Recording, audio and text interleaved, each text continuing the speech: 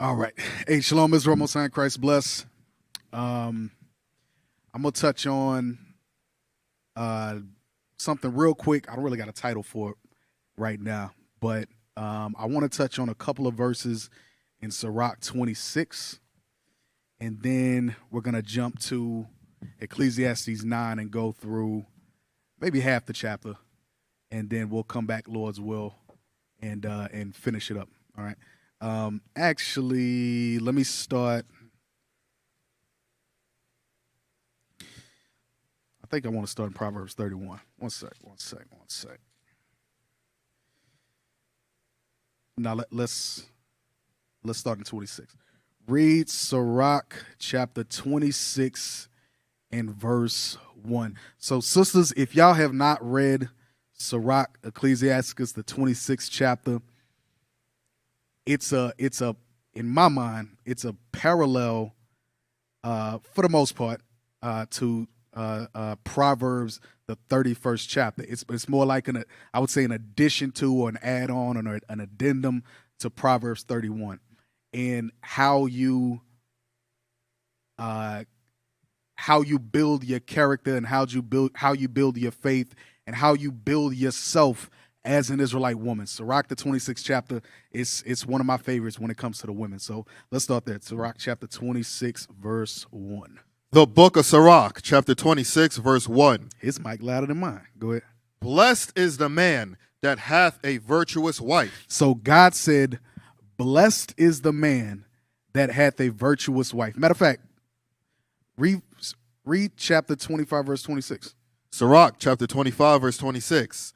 If she go not as thou wouldest have her, cut her off from thy flesh, and give her a bill of divorce, and let her go. Read. Blessed is the man that have a virtuous wife, for the number of his days shall be double. So you see in the last verse of Sirach 25, and then going into Sirach 26 and 1, you see the difference between these women. You got one woman that has no desire to be renewed in her mind and apply Genesis 3. You know what I want? Genesis 3. Yes, sir. Watch this. When it says 25 and 26, if she go not as thou wouldest have her, Genesis 3. This is not only as you would have her, this is as God would have her. Read that. The book of Genesis, chapter 3, verse 16. Unto the woman he said, I will greatly multiply thy sorrow and thy conception. In sorrow thou shalt bring forth children, and thy desire shall be to thy husband, and he shall rule over thee. So the bottom part of it says, and thy desire shall be to thy husband, and he shall rule over thee. That's right. This is Bible. I know y'all did not hear that when y'all was going to the Potter's house. Y'all didn't hear that when y'all was going to what are some of these Ibach and all these other spots. But guess what? This is Bible. The same book y'all was quoting some verses when you was in the church. Guess what? We're reading. Go back to Sirach 25 and 26. Sirach chapter 25, verse 26. If she go not as thou wouldest have her. How do you have her? As your mind. As your mind goes after God, guess what? She goes after your mind. That's how it's supposed to be. That's the order that the Lord set. As you, as a man of God, as a son of God, as your mind is going after the Lord, guess what? Your wife is going in the same direction. However, the Lord said if she ain't going that way, and she calls and she by her works, by her actions, by her speech, she says, yo, I don't believe it. Yo, that damn Bible stuff, I forget all that stuff. What are you talking about? My desire after you? Who the hell you think you are, Tyrone? Come on, dude. You serious? I remember you when we was getting it in the back seat of the Jeep. What the hell are you talking about? We was smoking weed together. We was going to the club together. Now you talking about my desire got to be to yours and you ruling over me. You lost your damn mind. So God said, if she go not as thou wouldest have her, go ahead. Cut her off from thy flesh and give her a bill of divorce and let her go. God said, let her go. God said, let her go. But on the flip side of that, 26:1. Blessed is the man that hath a virtuous wife. But God said on the flip side of the woman or the wife that don't want to go after your mind, that isn't after your heart, he said it's a blessing for a man to have a wife that is virtuous. So let's pull up the definition of virtuous or virtue. Let's pull that definition real quick.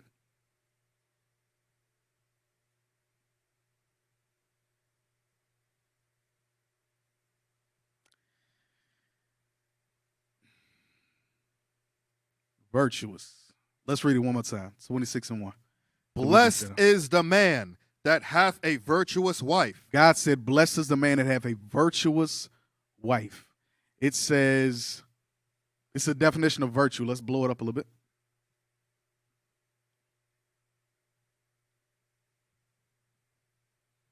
Zoom in, AV. Let's blow it up a little bit.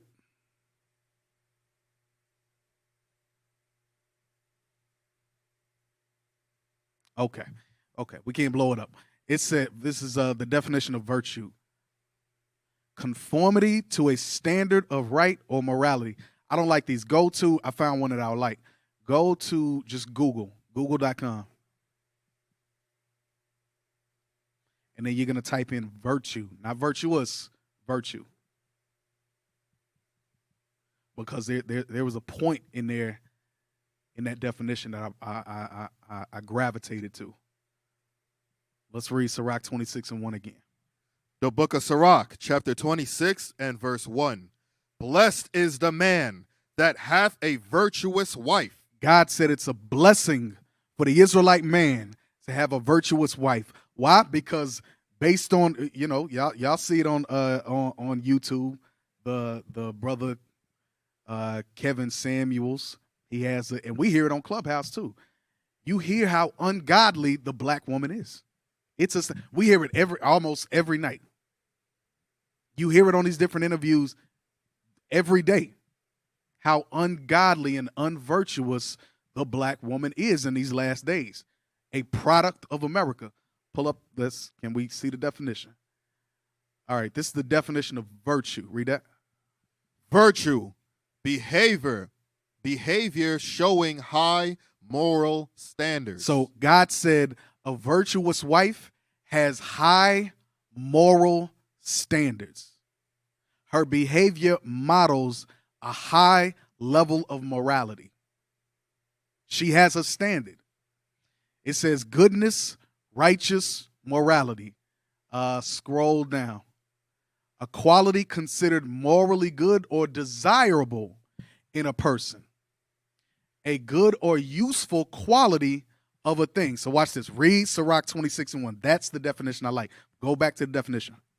Sirach chapter 26 verse 1.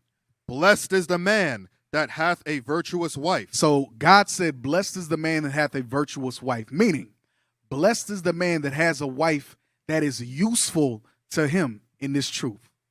Useful to him in this walk. Not only does she have a high moral standard, but she's useful in this truth. She's not the one that complains day in and day out about you doing the work.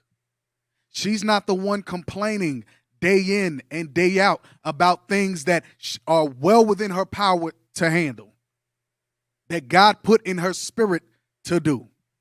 As we read on, we're going to read on over the next couple of verses because I'm going to show y'all that God put it in your spirit not only to have a high moral standard, but to be useful to the man, to be useful to your children, to be useful to your household, ultimately be useful to your nation. Read on. For the number of his days shall be double. Because God said ultimately that's the length of the man's life is in the virtue, the high morality, the usefulness of his wife. I'm gonna give you an example. With the Israelite diet, we can't have a bunch of salty food, man. We can't. damn arteries be hard as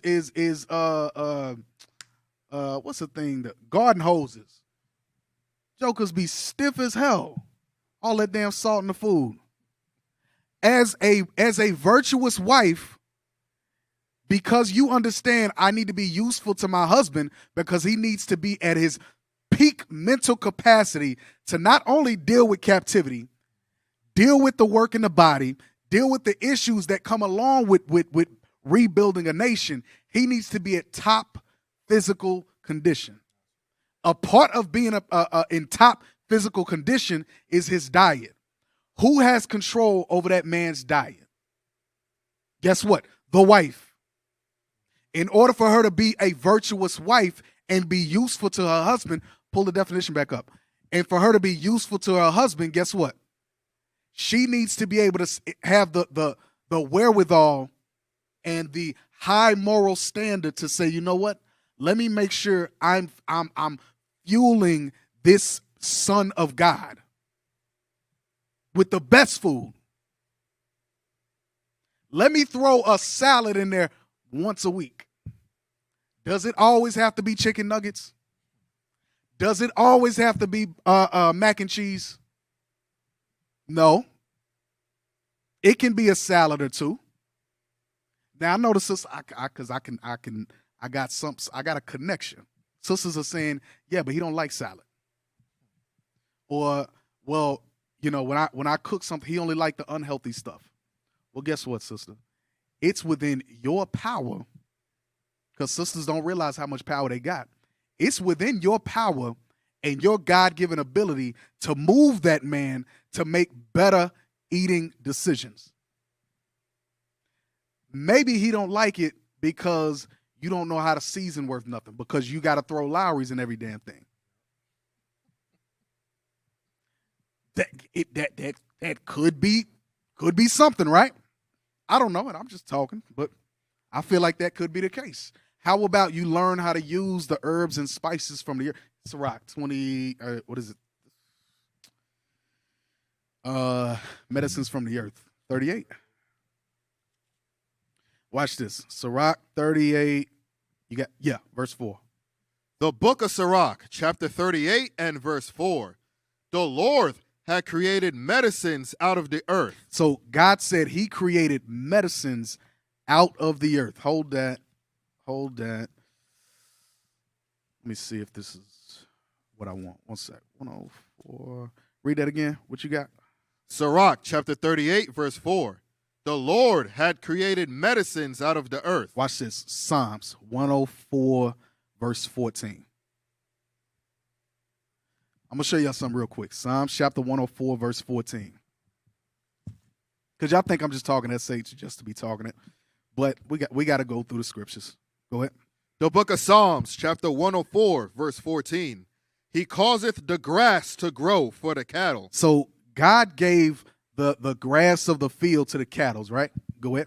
An herb for the service of man. And guess what? He gave certain herbs. I'm not talking about grass that grows in your front lawn, but he grew herbs out of the earth for the service of man. So guess what? You being a virtuous wife, you being useful to your husband, you having a high moral standard, you understand that there are certain herbs and spices that I can use that grow naturally out of the earth to be able to season and flavor my food. Because guess what? There's this brother, I forget his name off the top of my head, the minister of wellness.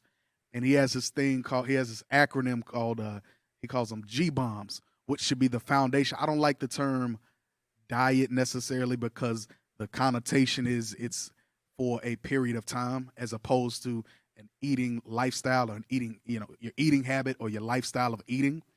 But he calls them G-bombs, which should be the foundation of our eating lifestyle. It's greens, beans, onions, mushrooms, berries, and seeds. That should be the foundation of our eating lifestyle. And you read that through the scriptures. First, I think it's like 1 Samuel 2 or 1 Samuel 12. I'm shooting from the hip. But when you read about when David was when he was living in caves, when they were at war, what was he eating? Lentils, beans, goat milk, so on, stuff like that. He was eating from the earth. So how much more we, being in a spiritual war, should be eating like our forefathers? And guess what, sisters? You have a lot of influence on what we eat, how we fuel ourselves, so on and so forth, right? Go back to 26. So that's my little rant. Learn how to season your foods with herbs and spices, because God made those things. Oregano, cayenne pepper, cilantro, all these things come from the earth, and God gave it to us to heal our bodies. Because when you got a strong body, strong mind, strong spirit, they all interconnected. 26 and 1. Sirach, chapter 26, verse 1. Blessed is the man that hath a virtuous wife, for the number of his days shall be double. A virtuous woman rejoiceth her husband, and he shall fulfill the years of his life in peace. So he said the same thing. A virtuous wife, that's a virtuous woman. The woman that has useful qualities. A good wife that has useful qualities. A good wife that has that is morally good and a quality considered morally good or desirable. She's morally good. She has high moral standards. Go ahead. He said, and God said, read the bottom of that. And he shall fulfill the years of his life in peace. And God said that highly moral woman, she's going to be a pillar of rest. Translate peace to pillar of rest. She's not stressing him out every time he walks through the door, dumping every issue and problem she got on her brainstem on him. That she's resourceful. She knows how to solve problems. And then the only thing she's really reporting back to him are solutions that are within her strength to do, of course. But everything's a problem. The house is always burning down. You ain't got one solution for nothing. So I got to deal with Esau in captivity. I got to come home and deal with you. I got to deal with the issues and problems of an entire nation. Damn, we get no peace in captivity? Damn. So God said, a virtuous woman rejoiceth her husband, and he shall fulfill the years of his life in peace. And guess what, sisters? There's no way to swim your way out of that or squirm your way out of that. Well, I'm only going to do that if he do it for me. Are you crazy? What we're reading are the laws of God with how a woman is supposed to deal in her house with her Lord, her husband, the God on the earth, the son of the sons of God that we are. So there are no caveats for that. There's no if this, then that. Go ahead. Verse 3, a good wife is a good portion. Now, let me say this too, because again, I know we ain't talking about the brothers putting his hands on you. We're not talking about those extremes. The brothers being violent, the brothers putting his hands on you, throwing you through walls and mirrors and all that. We ain't talking about that. But the regular trouble in the flesh issues and stuff like that, listen, the Lord didn't give you any ways out in that regard. He didn't give you a big toe in the door. Go ahead. A good wife is a good portion, which shall be given in the portion of them that fear the Lord. So guess what, brothers? If you fear God, that means you're going to, and I'm talking about you single brothers, you're going to prove the sister to make sure that she fears God. That takes time. That's not a 6-month process. That's not a 9-month process. That takes time. That's why the counsel we give is wait at least a year. Don't touch the sister. No playing with your fingers and playing with none of that. No touchy-feely stuff, none of that stuff. Because proving a friend takes time. But if you fear God, guess what? You're going to do it. You're going to wait. You're going to prove. Go ahead. Verse 4, whether a man be rich or poor, if he had a good heart towards the Lord, he shall at all times rejoice with a cheerful countenance. Jump down to verse 16. Because I told y'all, matter of fact, jump down to verse 13. Because I said earlier that God put it in your spirit. We ain't going to go through the whole chapter, but God put it in your spirit. God put it in your soul. God put it in every fiber of your body to be able to apply these attributes that we're reading right now. I know you have been broken, beaten to hell and back in Babylon the Great, as we all have. But guess what? That was because of our sin. That's because we transgressed against our God. So now in these last days, God is resurrecting the nation of Israel. He's resurrecting the judges. He's resurrecting the rulers of the earth to set the earth back in its rightful course. Us being on top, the men and the women following. You following the lead. Verse 13. Sirach, chapter 26, verse 13. The grace of a wife delighteth her husband. So the grace of a wife, or the virtue of a wife, or the goodness of a wife, the high moral standard of a wife, the usefulness of a wife, the resourcefulness of a wife does what?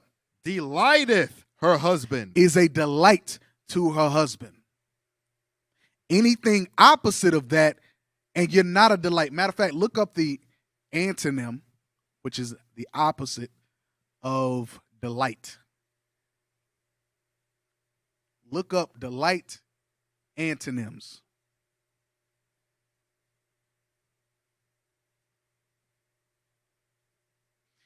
It says dismay, displease, disgust, displeasure, pain.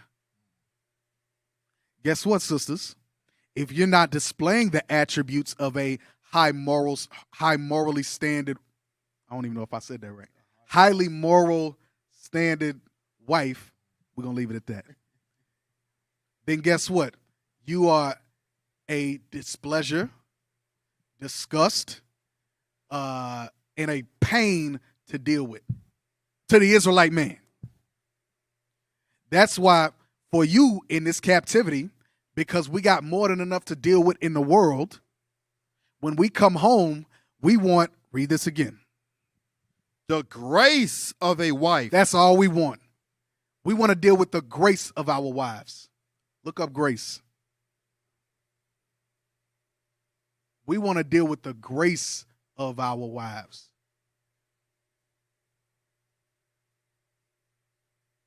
Grace.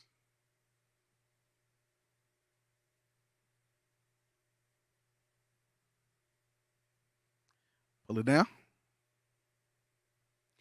We want to deal with the courteous goodwill. We want to deal with the courtesy, the politeness, the manners, the respect, the decency, the civility, the thoughtfulness, the etiquette, the consideration, the diplomacy of our wives. That's what we want to deal with. Not every damn time we say we going right, but left looks so nice. Left is great. I love left. Left. Sister. Right. What else we got to talk about? But left is nice. Sister such and such is going left. Brother such and such is going left. But sister, you're not being courteous. You're not being decent right now. You're not being thoughtful. God said the grace of a wife delighteth her husband. Go ahead. And her discretion will fatten his bone. Now we got to look up discretion. It's really discreet, but look up discretion. Don't take out the definite. Okay, you already did. Go ahead. No, you just had it. That's all right.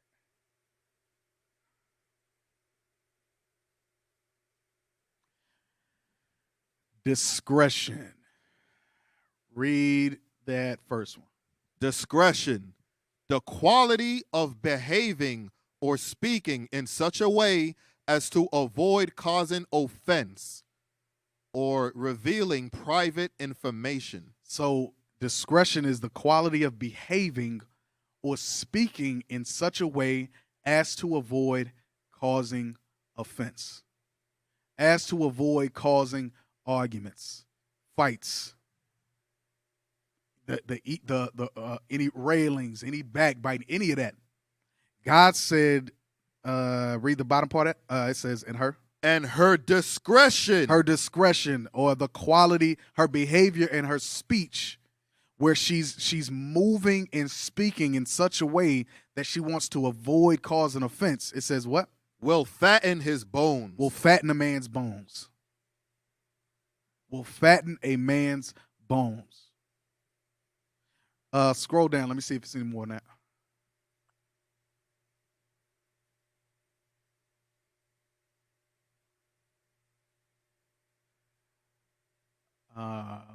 Scroll down. I think that's it. Okay. Read on. Verse 14. A silent and loving woman is a gift of the Lord, and there is nothing so much worth as a mind well instructed. So it says a silent and loving woman is a gift of the Lord.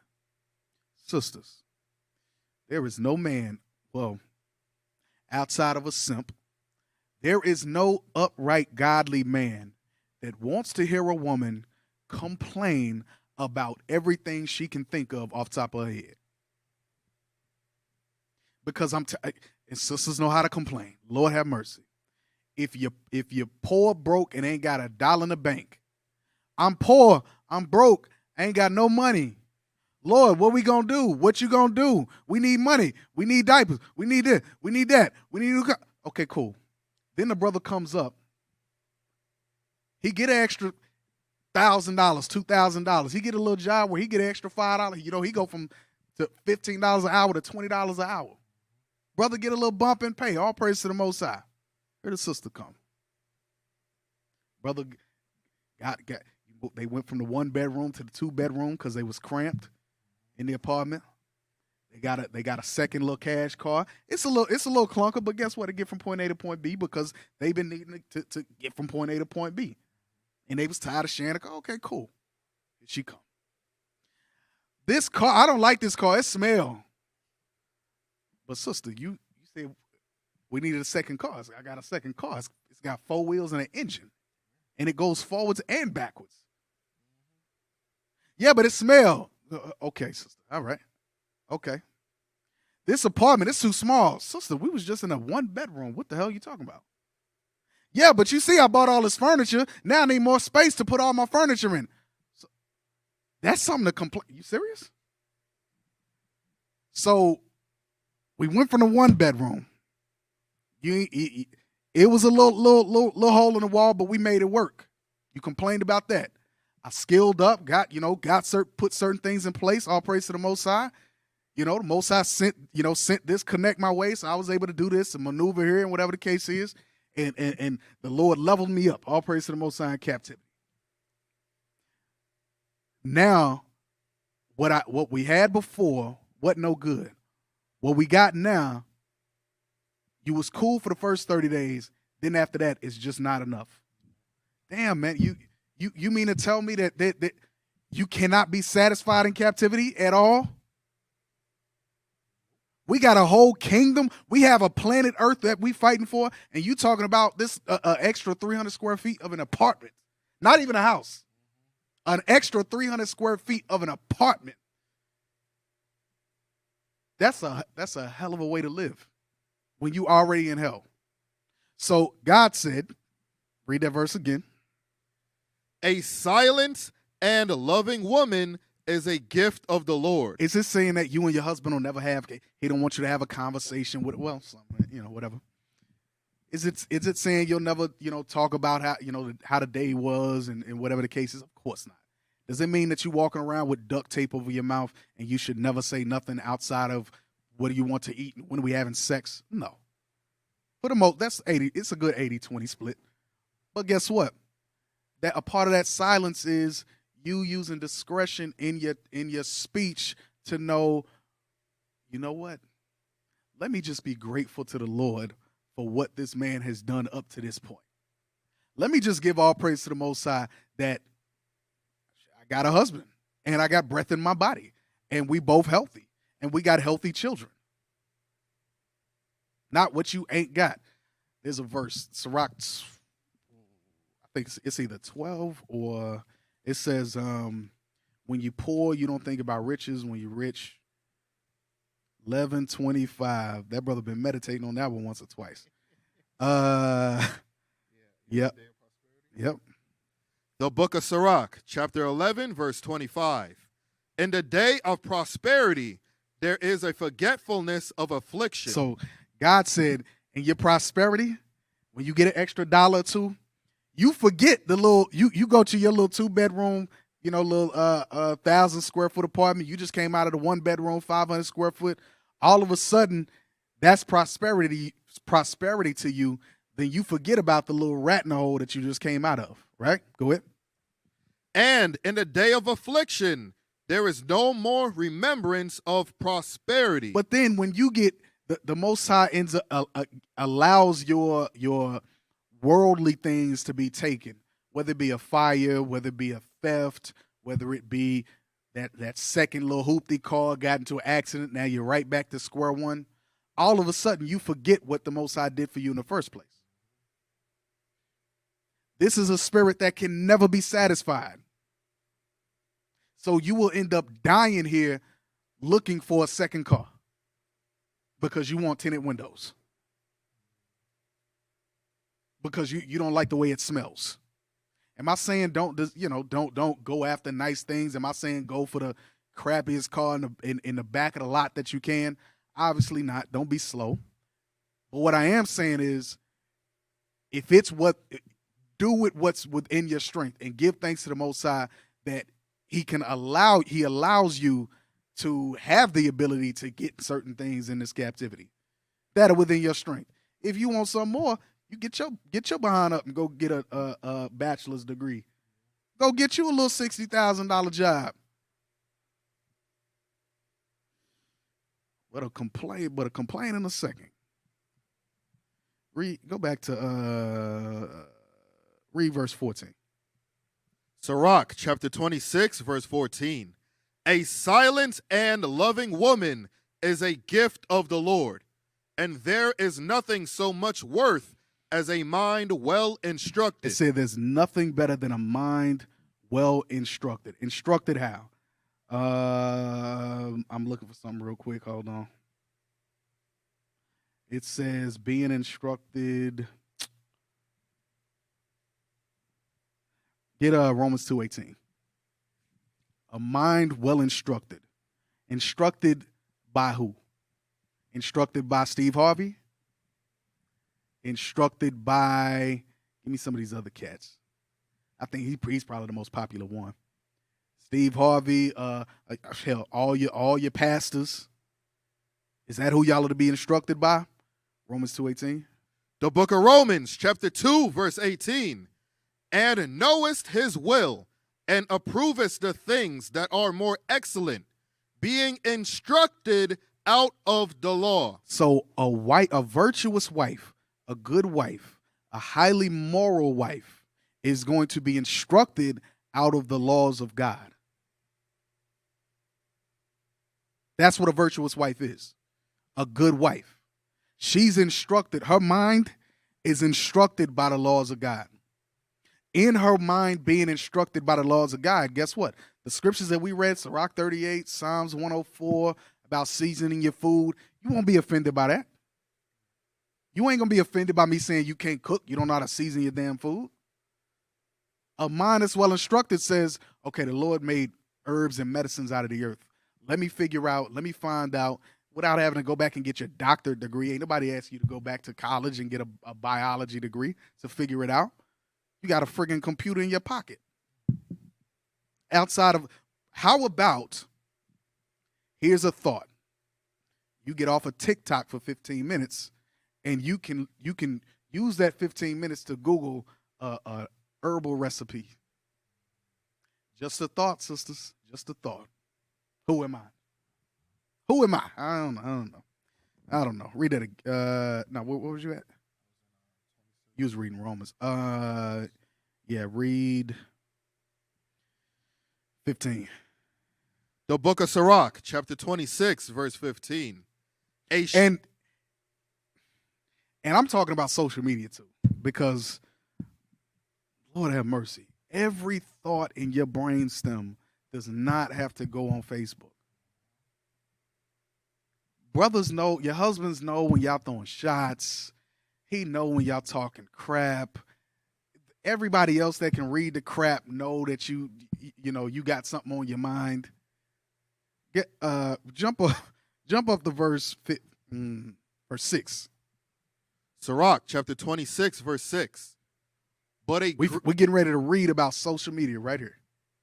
But a grief of heart and sorrow is a woman that is jealous over another woman, and a scourge of the tongue which communicateth with all. When it says communicateth with all, how do you communicate with all? Via social media.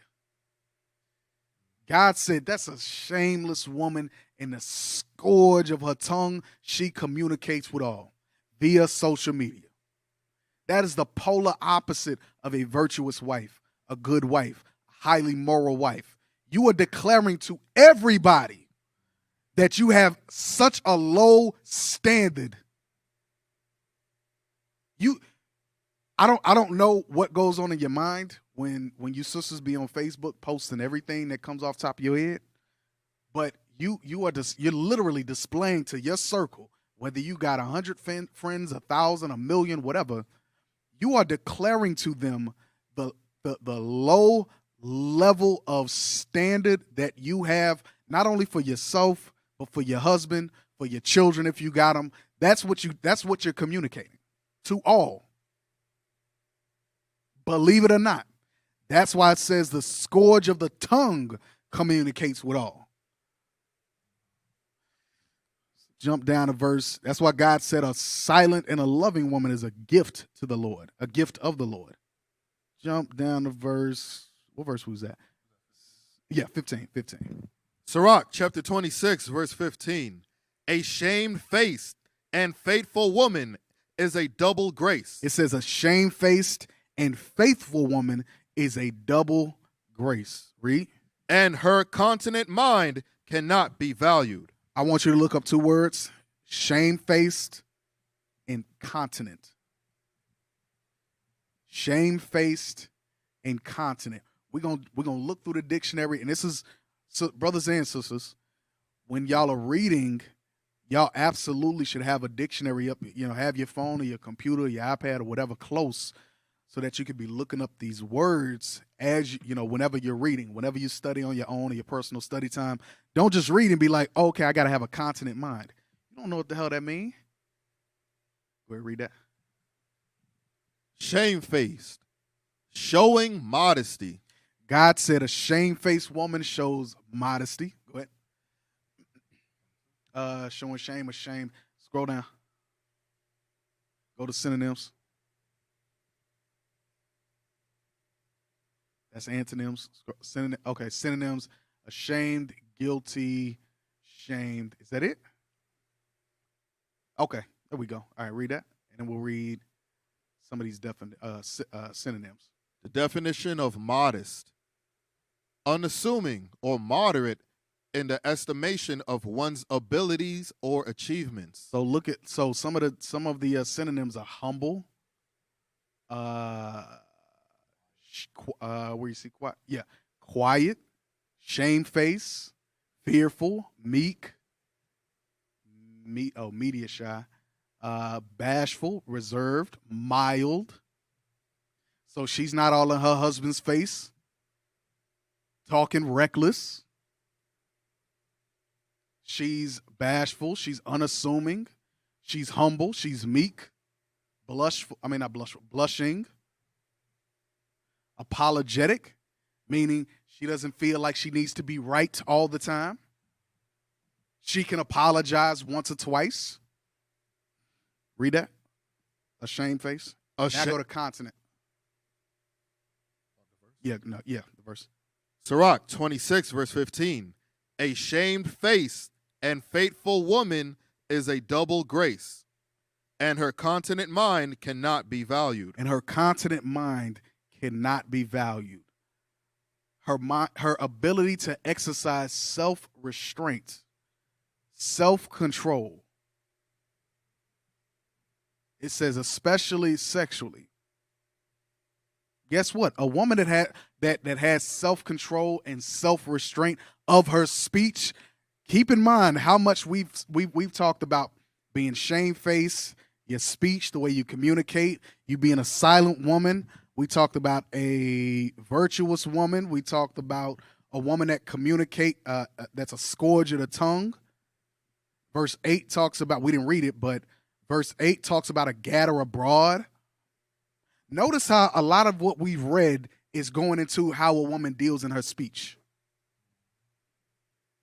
You'd be shocked how far you can get in your marriage with your husband by exercising self-control and self-restraint in your speech. Imagine how far you get. Imagine the decrease in arguments, fights, the back and forth. You'd be shocked. Wait, for time's sake. Read on.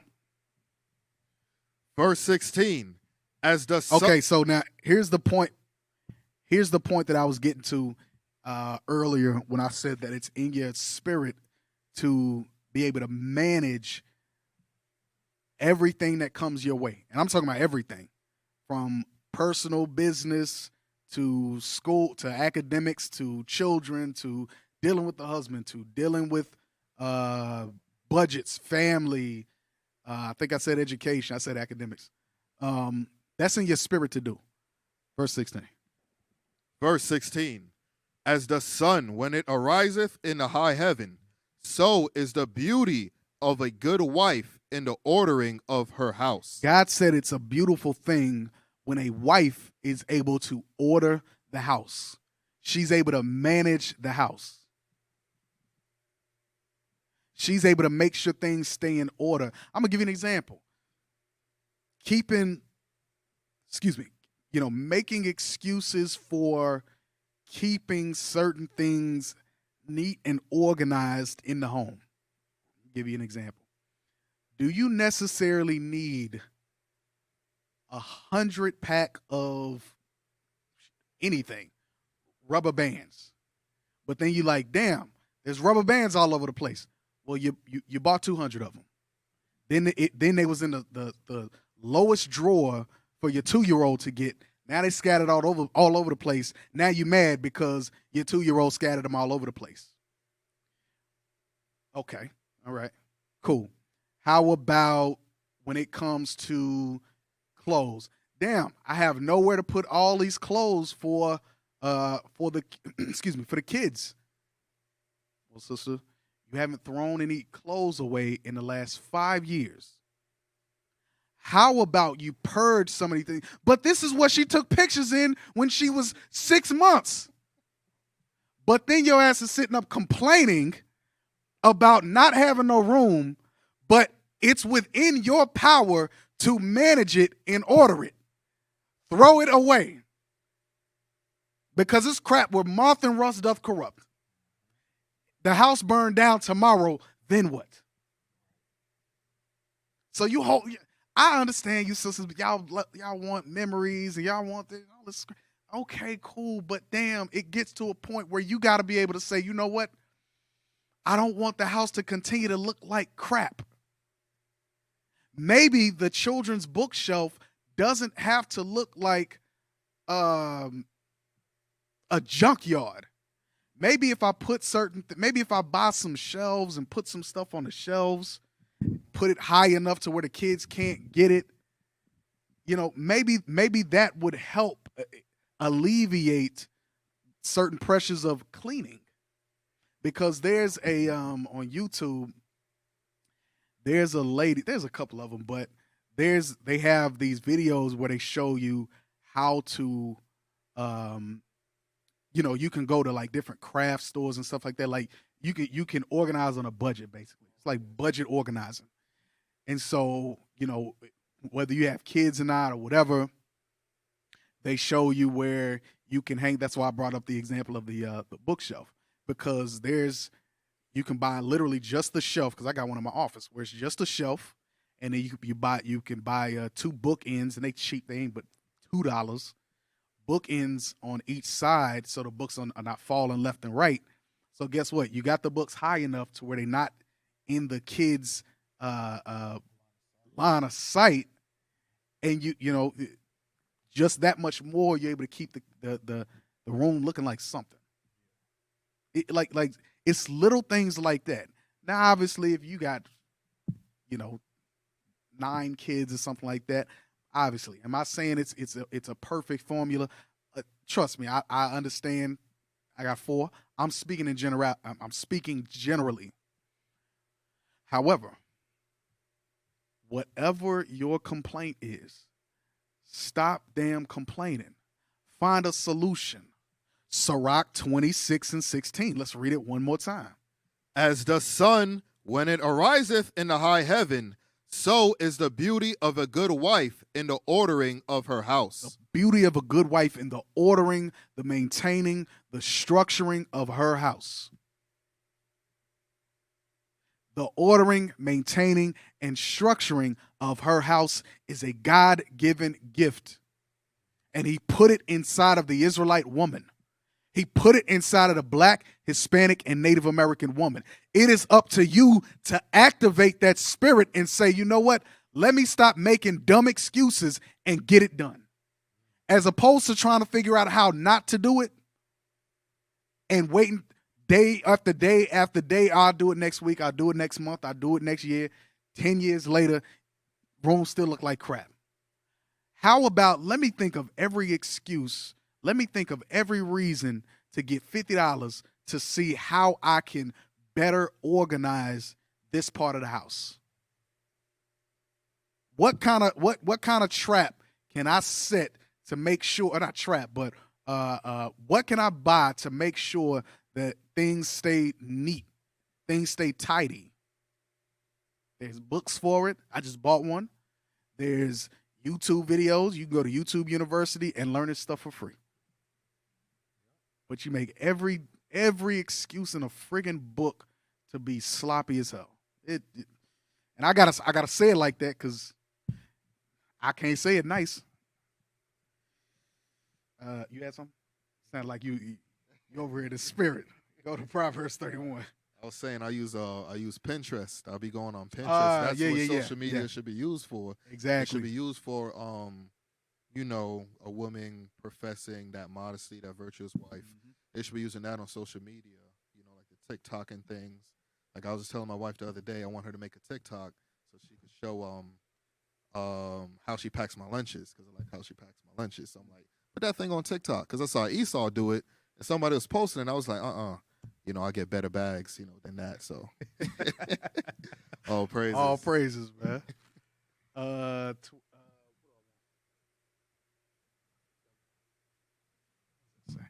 Get Proverbs 18.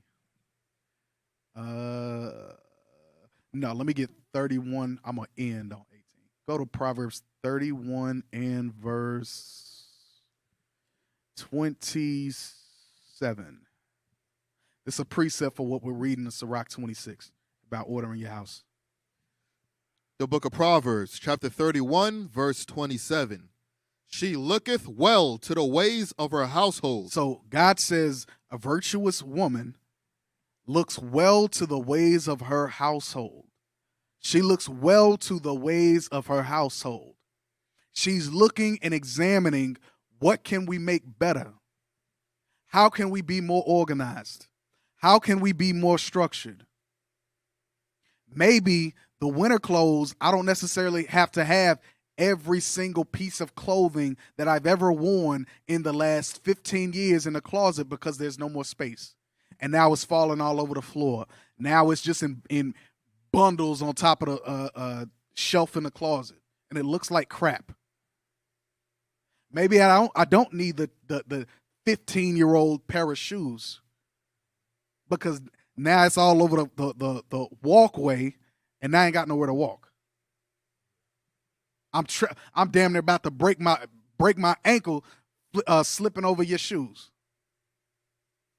Or, damn, my husband got a lot of shoes. Let me figure out how to maybe pick them up off the floor, how to maybe get some shelves to put them on, maybe get some sort of case or something like that. Let me figure out, because he got a lot of dadgum shoes.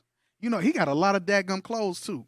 Maybe because it's Texas and it's going to be 100 degrees for 6 months, maybe I don't need to have the coats in the closet. Maybe I can buy a bin, put them inside the bin, put them inside the garage until winter rolls back around. Then that'll free up some space in the closet. I know y'all think I'm talking SH, and y'all like, this nigga don't know what the hell wrong with him, who he think he talking to. I know. Listen, man. I'm telling you what works, because I did. I'm telling you because I even in my office, because I was like, you know what? Let me model this thing. Let me see what I can do in my space first. So what I did was in my office, I have a L-shaped desk, and not a lot of you would think with the size of the desk it'd be a lot of storage space, but it's not. So in my desk, as opposed to just throwing junk in it, I bought this divider thing. So it's like it's a cubbies. Yeah, that's exactly what I was looking for. There are little compartments and cubbies inside of it. So I have pens in the long part. I got my sticky notes in the little middle section. I have the business cards in one section, and it looked good. It looked good. And guess what? I got a trash can. My bathroom's right next to my office, so I don't got to go far to throw nothing away. So I don't got a bunch of trash in there and all that. Now I do have a bunch of laptops that I be taking apart and stuff like that, but that, whatever. So it ain't perfect by no stretch of the imagination, but something as small as that thing cost me like $7 on Amazon. A little $7 divider I put inside the drawer, and now I'm organized. Now I don't have to think about, damn, where my notepads at? Where my sticky notes at? Because that's what's supposed to be. Where is this at? Where are the batteries at? If you have a dedicated place in your crib, a dedicated drawer, this is the drawer for this. This is the drawer for that. Because I'm now finna go on a tangent. But on I be watching desk setup videos. I watch a lot of desk setup videos on YouTube. Cable management and stuff, because I don't like cables all over the place. So I'll be buying like Velcro stuff. I zip tie my Ethernet cables to my desk. I be looking at cable management stuff because I don't like a mess like that. And it costs $7 for that. I mean, you're talking about a $25 investment. And again, is it a perfect science? No, but it looks a hell of a lot better than what it did. And it's basic things like that you can do that might save an argument down the line. Y'all damn near about to divorce because somebody loses pens. Babe, where are the batteries? I don't know. Well, I need a battery for this. Well, I don't know. Okay, well, go get batteries. I don't feel like going to get batteries. Well, damn, sister. Now y'all back and forth over some batteries. I think we need to separate. Wait a minute. What the hell? This escalated quickly. How the hell we go from batteries to separating? I'm telling you, man, the stuff I be hearing in Israel. Listen, we God's chosen people. Trust me. Because we crazy as hell. There's a reason why we are homeborn slaves. Because we crazy as hell. Let me go back to the scripture. Go back to Proverbs 31:27. The book of Proverbs, chapter 31, verse 27. She looketh well to the ways of her household, and eateth not the bread of idleness. Here's my challenge to the sisters. I would like to see maybe 5 sisters do a transformation video. They take a messy, whether it be a messy part of the house or maybe a junk drawer or something like that. I want to see 5 sisters do a what did I just call it? Before and after. Yeah, like a before and after transformation, a transformation video, a before and after of the crib looked like crap before. I watched X video and this is what it turned out looking like. Let's say it's your pantry.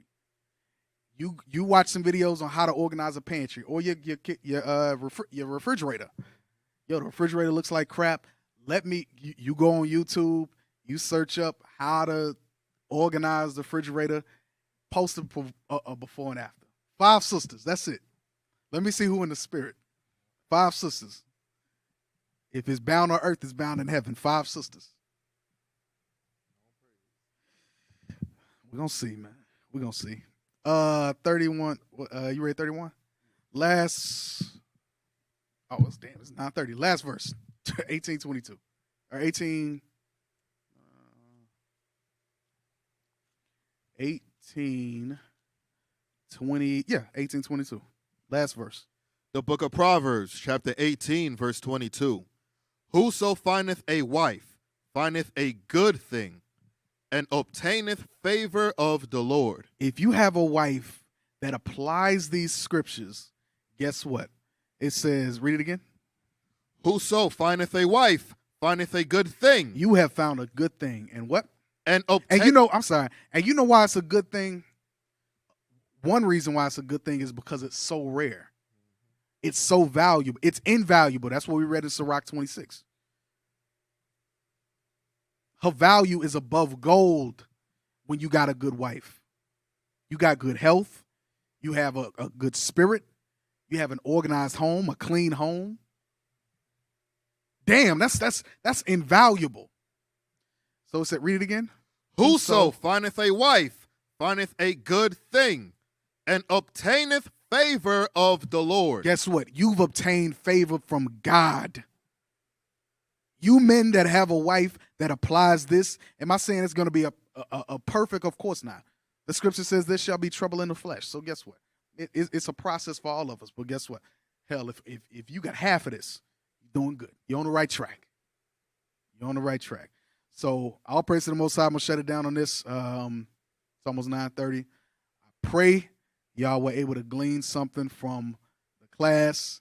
I'm full well expecting 5 sisters to do a before and after, a transformation video. It ain't got to be nothing long. I ain't talking about no 30-minute video. I ain't going to watch that.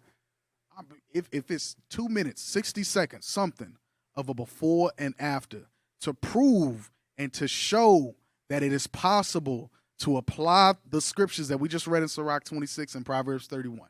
And with that, I say, shalom. We used to scream black power while Heron was pushed. But at the end of the day, nothing's in vain. IUIC has been given a vision. The tents of Judah has risen. Many has attempted the mission, minor murmuring, omitting, and missing the mark. Just reading that he had the flame of fire in his eyes gave us the spark. We on Paul's mission. We out on the road, purple and gold, from Mexico, Cuba, Haiti, Ghana, Sierra Leone. 144,000 boots banging, concrete crackling. These are how men repented at heart. The scriptures is proof. IUIC, we deliver the truth.